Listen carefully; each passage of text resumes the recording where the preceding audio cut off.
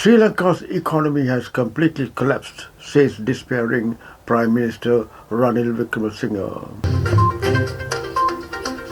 India stands ready to help Sri Lanka in quick economic recovery through promoting investments, connectivity and strengthening economic linkages, Indian Foreign Ministry spokesman Arindam Bakshi posted on Twitter.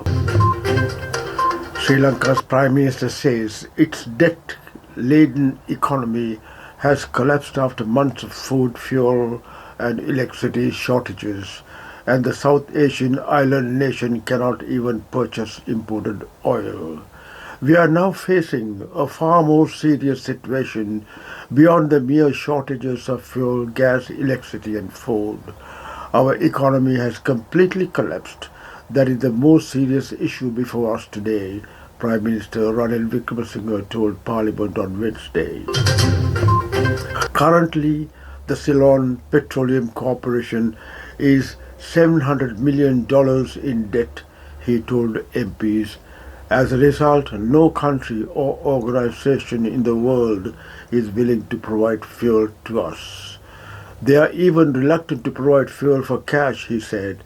We need the support of India, Japan and China, who have been historic allies, he said.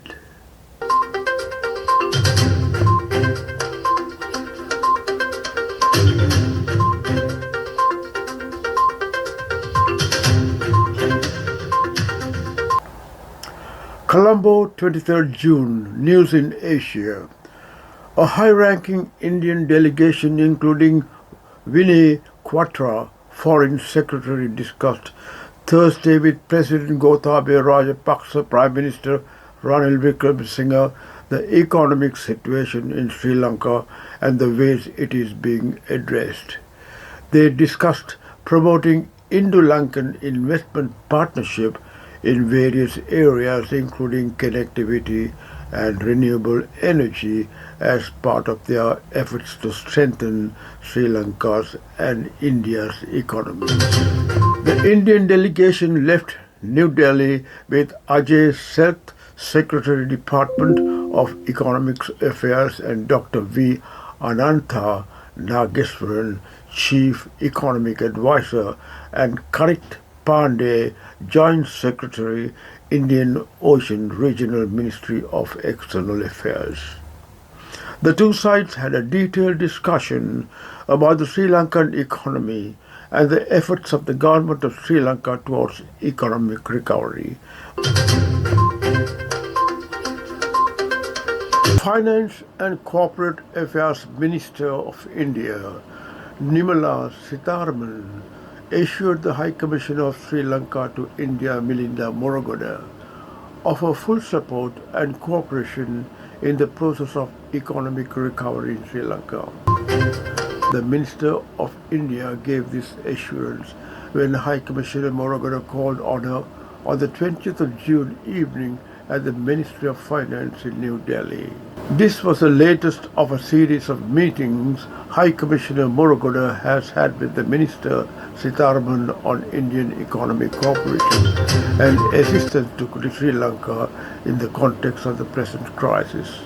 High Commissioner Morogoda once again thanked Minister Sitharaman for the continuation of assistance that India is extending to Sri Lanka and particularly for expeditiously arranging a separate line of credit of $55 million granted on 10th June to import 65 million megatons of urea required for the current cultivation season in Sri Lanka.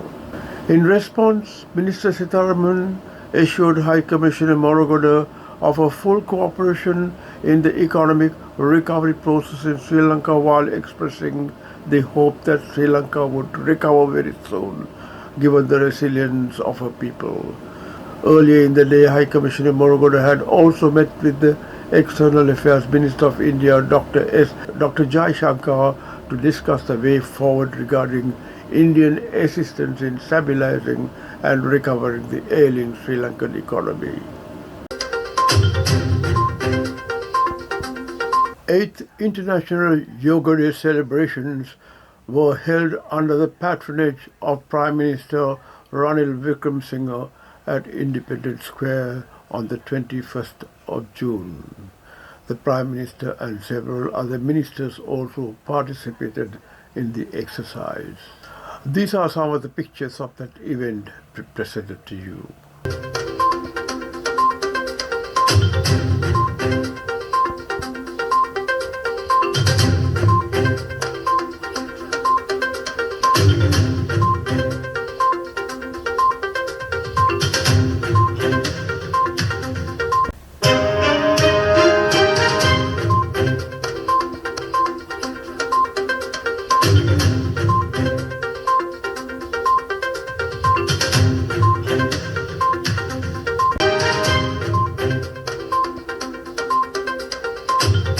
An International Monetary Fund (IMF) team arrives in Sri Lanka on Monday for talks on a bailout program.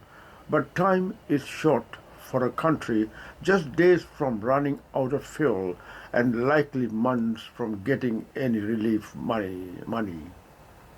The IMF team visiting Colombo through June 30 will continue recent talks on what would be Sri Lanka's 17th rescue program, the IMF said on Sunday.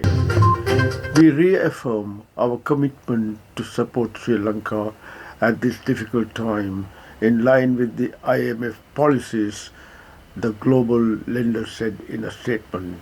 That they are mainly considering the debt restructuring process to provide the assistance. But in my view, it will be slightly a slow process for us to get IMF money.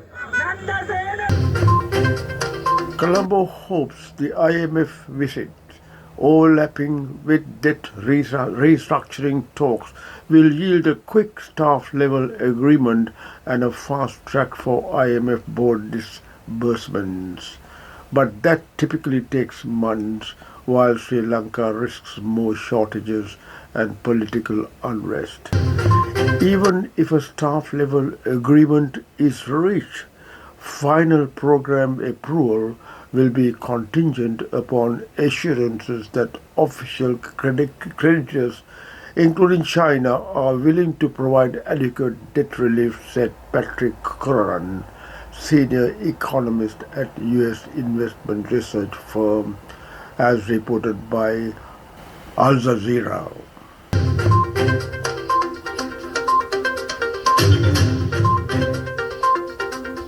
Businessman Dabika Pera has been sworn in as a nationalist member of parliament for the Sri Lanka Podu Jana Peramuna today. That was before Speaker Mahinda Yapa Abeyewardena when parliament convened today. Dabika Pera has been appointed as a nationalist member of parliament for the Sri Lanka Podu Jana Peramuna SLPP to fill the vacancy left by the resignation of the former Minister of Finance Basil Rajapaksa. 5 petitions had been filed in the Supreme Court challenging the appointment of Dabika Pera as a Member of Parliament. The Supreme Court yesterday decided to dismiss the petitions without hearing them. Dabika Pera is one of the richest people in the country. He is now 55 years old and owns nearly 23 companies, including private financial institutions.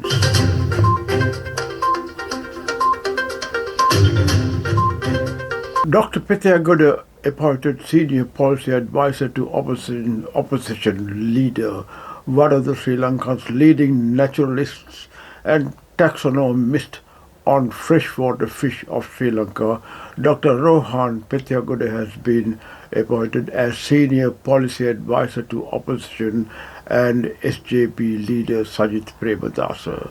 Following the appointment, Premadasa said, "Climate change is a real concern, and for any policy, its ecological impact has to be well understood.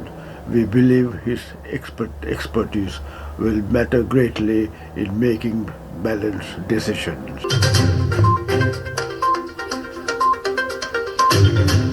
Cabinet approves amendments to the Constitution to appease protesters calling for President Gotabaya Rajapaksa to quit. The Sri Lankan cabinet has approved constitutional reforms that will limit the president's powers to appease the protesters, calling for President Gotabaya Rajapaksa to quit the country's worst economic crisis in decades.